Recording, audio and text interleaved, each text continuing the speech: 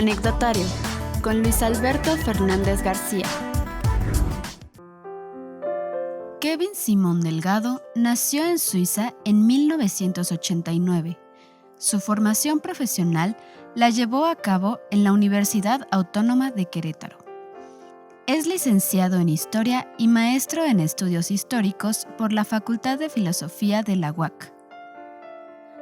Ha participado en numerosos eventos académicos como ponente y como organizador. Es autor de los libros Querétaro en pie de lucha, Memorias de las izquierdas y luchas sociales en Querétaro y la organización estudiantil en la Universidad Autónoma de Querétaro. Hola, ¿qué tal? Bienvenidas, bienvenidos todos a este patio barroco para la presentación de este anecdotario de TV UAC. Le damos también la bienvenida a nuestro invitado de hoy, Kevin Simón, un historiador joven, pero con trayectoria y publicaciones ya. Kevin, bienvenido, buenas tardes. Gracias, maestro, gracias a todo el auditorio. Pues, Kevin, ¿cómo es ser historiador? Porque fíjate que yo he observado, como todos podemos observar, que ahora hay personas, incluso que habiendo estudiado historia, pero espero que sean las menos, que buscan en Google, en Wikipedia, cualquier cosa y ya te platican la historia de lo que sea, de la Segunda Guerra, de lo que sea. Claro. Y yo veo que en tu caso es diferente. Platícanos cómo es ser historiador. Bueno, ciertamente, pues es una labor que va mucho más a detalle, a diferencia de, digamos, dar una lectura por encima del tema que se elija buscar en internet o los medios que haya al alcance. Acá lo primero que debería de hacerse, o dentro de lo primero que hay que hacerse, es ir a las fuentes primarias, ¿no? Ir a los archivos, ir a los documentos, ir a los testimonios, ¿no? De la gente que vivió, si es que aún vive, digamos, las personas del proceso a investigar. Y hay un cuestionamiento que va más a fondo de solo relatar lo ya contado, ¿no? Como lo vendría haciendo aquellos que acuden al clásico wikipediazo, ¿no? Pues hay un cuestionamiento inicial de aquello que se está narrando, ¿no? Entonces hay que ir a las fuentes primarias, a las fuentes secundarias y con base en lo que te consta, empezar a dialogar e interpretar a estos documentos para empezar a construir esa primera narrativa. Entonces creo que esa diferencia es importante y que ciertamente muchas de las gentes no lo saben, creen que con conocer muchos datos y mucha información ya son una suerte como de historiadores o se pueden poner a discutir en un plan como si lo fueran historiadores. Como si hubieran hecho su propia investigación. Así es. Y bueno, es una pregunta que luego en los libros de epistemología viene, pero ¿por qué siempre reinterpretamos los mismos hechos del pasado de manera diferente? Pues no siempre, pero bueno, va cambiando la interpretación. No, yo creo que sí se va reinterpretando, porque según las teorías epistemológicas, ¿no? De las teorías del conocimiento, uno reinterpreta el pasado a la luz del presente. Correcto. Entonces, de repente, cuando surge algún nuevo fenómeno social en el presente, pues hay que indagar una vez más en ese pasado que no se había tomado en cuenta quizás ciertos elementos que explicarían nuestra contemporaneidad. Entonces, de ahí que estemos constantemente reescribiendo el pasado, por decirlo de algún modo. Bueno, y en tu caso, tu especialidad es el siglo XX, sí.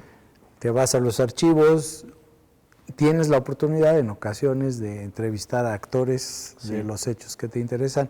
Platícanos, te vas a los archivos, ¿qué se hace ahí? ¿Qué archivos? Ajá, pues yo he consultado varios, ¿no? El archivo histórico de Querétaro me sirve relativamente, ¿no? Es un archivo pues relativamente joven, con sus propias complicaciones que podrán, por supuesto, preguntarles a ellos con mayor profundidad, pero ciertamente en cuanto a lo contemporáneo o lo más contemporáneo dentro del tiempo presente, me ha servido poco porque llega apenas hasta mediados del siglo XX. Lleva un retraso de varias décadas para, digamos, actualizar la información a consultar. Entonces, del archivo local es más bien yo la hemeroteca, ¿no? Lo de la prensa. Y a nivel nacional me he enfocado más en el Archivo General de la Nación, que es, por supuesto, como todas y todos saben, pues la memoria documental de México, ¿no? Y desde sus más profundas raíces prehispánicas hasta lo más reciente. Y en particular yo he trabajado con el Fondo de la Dirección Federal de Seguridad, que era el cuerpo de inteligencia y seguridad mexicana que hubo entre la década de los 40s y los 80s.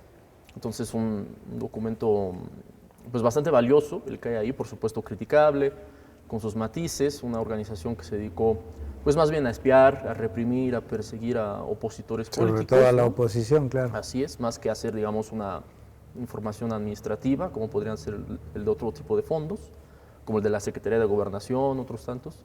Entonces yo me he enfocado en ellos y en mucha revisión, insisto, hemerográfica.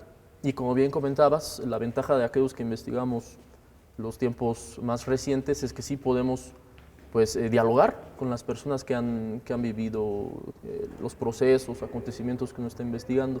Entonces yo siempre lo que hago es hacer esta triangulación de fuente hemerográfica, archivo documental de tipo usualmente gubernamental y los testimonios, ¿no? Rescatar, digamos, la historia desde el punto de vista de quienes vivieron la historia.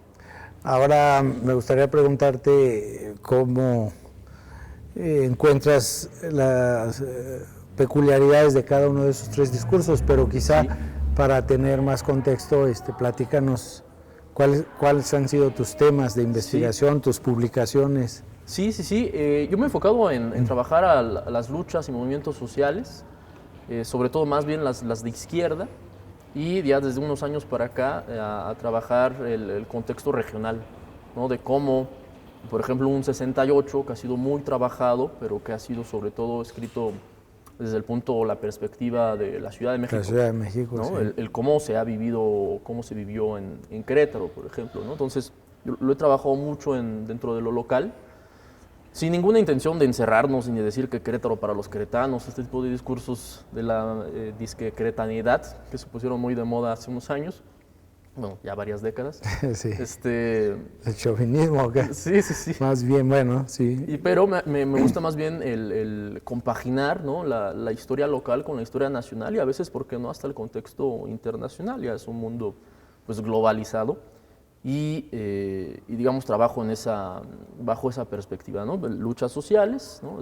Izquierdas, el movimiento, la organización, la discusión por parte de la gente que ha tomado posturas de oposición frente al orden establecido o hegemónico, y pues bueno, rescatando los movimientos o acontecimientos o procesos que he visto acá en Querétaro. He podido ya publicar una serie de textos, sobre todo la lucha estudiantil, ¿no?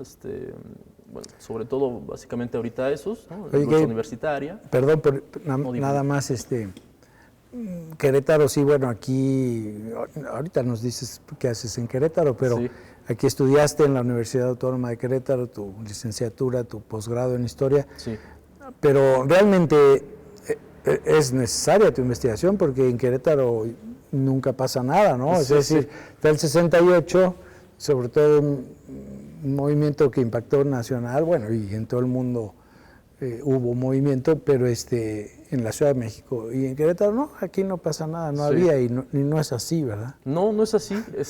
Creo que este discurso del Querétaro que no pasa nada ha sido un discurso muy conveniente para las élites políticas y económicas, ¿no? Que quieren mantener esta imagen del Querétaro súper apacible y tranquilo, donde no hay protestas, donde no hay manifestaciones, lo cual, claro, en comparación con una ciudad como la Ciudad de México, pues sí, pareciera que en efecto no pasa nada, pero ya, digamos, siendo más acuciosos frente a su propia historia del Estado, pues esto es falso, ¿no? Ha sido más bien un discurso político, pero no un discurso académico, ¿no? Ya, digamos, poniéndose objetivos, sí ha habido, por supuesto, cambios en la entidad y muchas veces propuestos por distintos actores, ¿no? Quienes pues provocan ese cambio o lo generan a partir de las limitantes, ¿no? Económicas y políticas que hay en la entidad. Entonces, de ahí mi interés, digamos,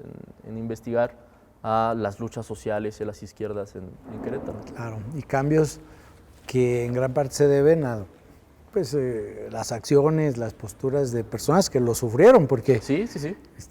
no sé si ya se encontró, yo medio me acuerdo, no por joven, sino porque no estaba aquí viviendo en ese tiempo, pero había una librería, la única que vendía libros de Marx, etcétera, y cada rato la atacaban, los libros inyectados con tinta china, Sí, sí.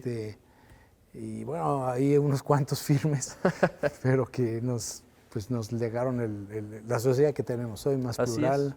Así es. Sí, ese es el caso de la librería Tatabasco. Tatabasco, Así sí. es, que fue pues atacada, ¿no? Pues, se interpretó, se concibió que por grupos más bien muy conservadores de ultraderecha, quienes le incendiaron en una ocasión, ¿no? Sí. Que era una estrategia muy utilizada en aquel entonces en Querétaro.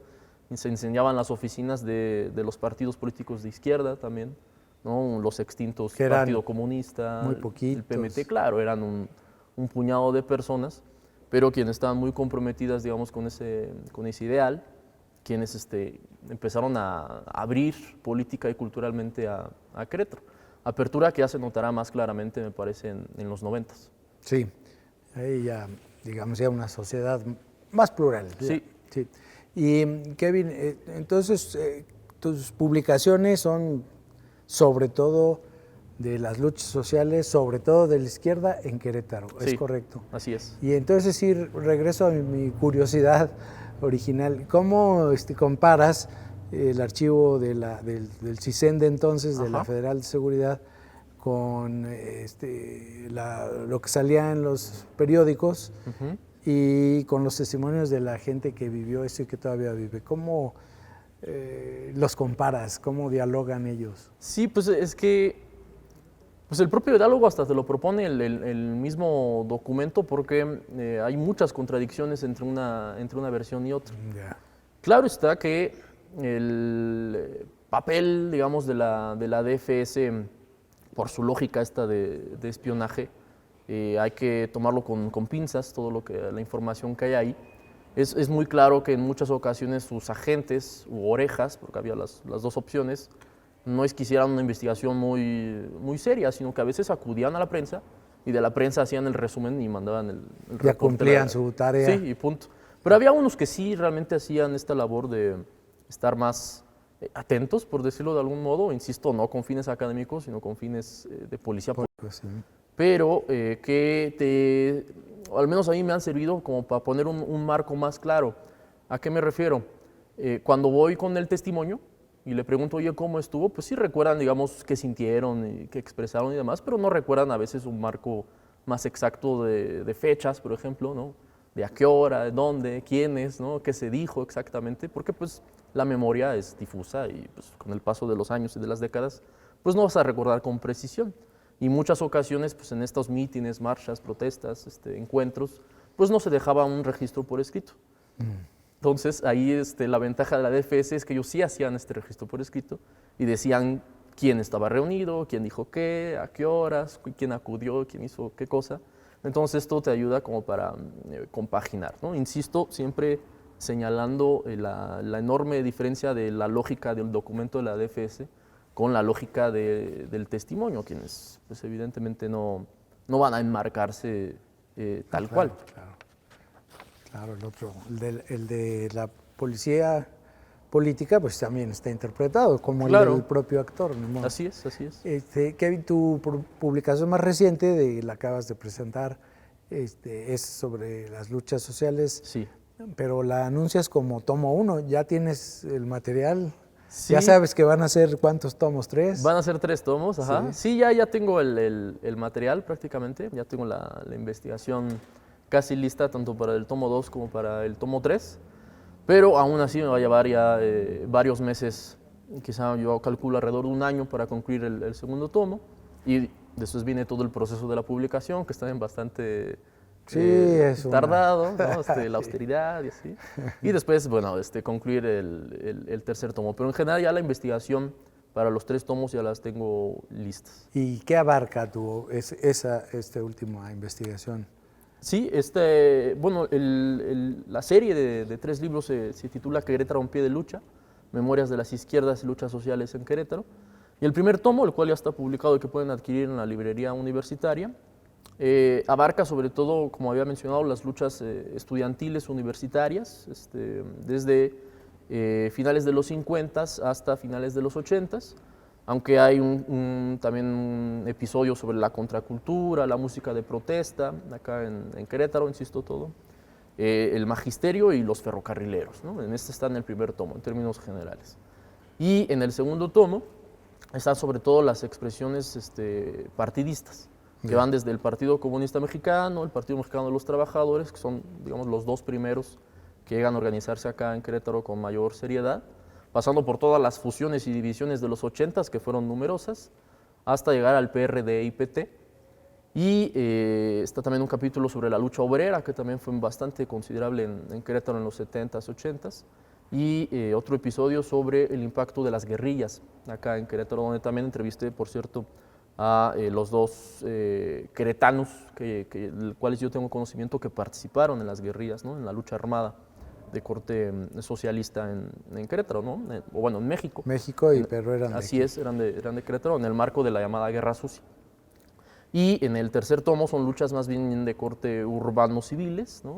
Donde también va el magisterio, está el movimiento feminista, la disidencia sexual, el Barzón, la lucha urbano-popular, el impacto del ZLN, el Yo Soy 132 y concluyo con Morena. Entonces ya son las luchas mucho más contemporáneas, cada vez más me acerco hacia lo más actual, ¿no? Ya luchas totalmente abiertas y vivas y que están reinterpretándose pues cada día. Bueno, ya tendrás que poner un apéndice porque como se tarda el proceso editorial, pasará algo. Kevin, hablar de las izquierdas pues te lleva también a hablar de las derechas, de la reacción contra la izquierda, las posturas de los sucesivos gobiernos. ¿Qué subrayas de eso? Sí, evidentemente en los tres tomos, pues las derechas y el oficialismo, el partido hegemónico durante tanto tiempo, pues se asoman. Evidentemente los tengo que tomar como referentes porque eran, digamos que los adversarios, ¿no? a vencer por parte de las izquierdas, o eran aquellos a los cuales se les protestaba o se les exigía algo. Decidí no, digamos, ahondar tanto en ellas, porque de entrada ya se ha escrito, desde la Facultad de Ciencias Políticas y Sociales sobre todo, aunque considero que bien valdría la pena, por supuesto, ahondar en la historia organizacional, digamos, del PRI, del PAN y de otros tipos de asociaciones, ¿no? Que también tienen una historia muy, muy interesante y que no podemos dejar de lado. Pero en este caso yo los tomo nada más como un punto de referente para comparar al desarrollo de las propias izquierdas y las luchas sociales opositoras, digamos, a este orden establecido, por así llamarle. Aunque aún así he entrevistado, por supuesto, a gente que representarían a ese sector, como a exgobernadores, ¿no? Como a Mariano Palacios Alcocer, a Enrique Burgos García, a Ignacio Loyola Vera, en fin, ¿no? Y personas que, por supuesto, me han tomado la palabra, digamos, de hacer una entrevista con ellos y han contestado sin ningún problema, ¿no? Pero sí, todos estos personajes, quien conozca mínimamente la historia política de Querétaro, estarán constantemente saliendo en estos tomos, vistos desde la perspectiva de la izquierda y de la prensa y de los documentos también de la propia Dirección Federal de Seguridad, quienes también eran observados, por mucho que fueran del poder, no dejaban de ser personajes políticos que el centro, ¿no? político tenía que tener pues observados mínimamente, ¿no? Para lo que se ofreciera. Sí, así es. Kevin, entiendo que naciste en Suiza. Así es. ¿Y eso?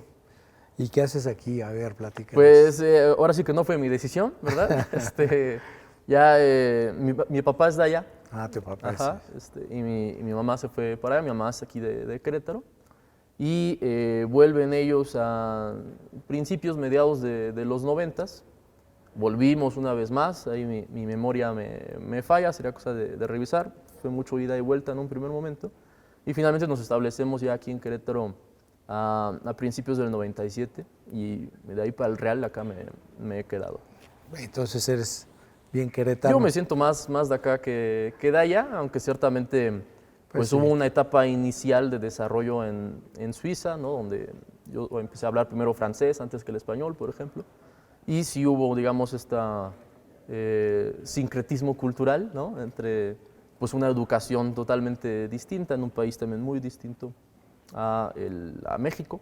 Pero ya después de tantos años, la verdad es que, insisto, yo me siento más de acá Muy bien. que de allá. Y ya creo que el tiempo es muy escaso, pero dinos, vaya, tú estudiaste historia desde la licenciatura, pero ¿cómo te nació la idea de hacer investigación histórica? Porque ni siquiera todos tus compañeros lo hacen, ¿no? Sí, pues de entrada a mí siempre me gustó la historia y la cuestión es que en un primer momento yo no sabía que se podía estudiar historia. Usualmente te van enfocando a las carreras. Quizás es una materia, ¿no? Sí, sí, claro. Pero bueno, surgió esta posibilidad, y lo cual yo agradezco y me gustó bastante y la promuevo, por supuesto, que se estudie. Y simplemente me fue un poco como llevando las propias áreas de estudio de acá de la planta docente de la Facultad de Filosofía, hasta que me fui decantando por estudiar a los movimientos sociales, y a partir de una pregunta que me hizo mi entonces tutora, Margarita Espinosa Blas, me dijo, ¿y Querétaro qué? ¿No? Yo estaba estudiando el 68, así a nivel, una vez más, nacional, perspectiva de la Ciudad de México, y esa pregunta de ¿y en Querétaro qué? Dije, bueno, claro, vamos a empezar a investigar por acá, un tanto como de manera amateur, todavía no del todo profesional, ¿no? En la etapa de formación, hasta que abrí esa puerta y me topé con una enorme cantidad de información y dije, pues, si no lo hago yo, no lo va a hacer nadie, ¿no? Porque revisando la bibliografía, pues realmente no es un tema que se haya explorado, ¿no? Entonces creo que hasta ahorita ha sido una buena decisión. Contento. Sí, sí, sí. Muy bien. Y lo que sigue. Y lo que sigue, Kevin Simón Delgado, muchas gracias. Gracias.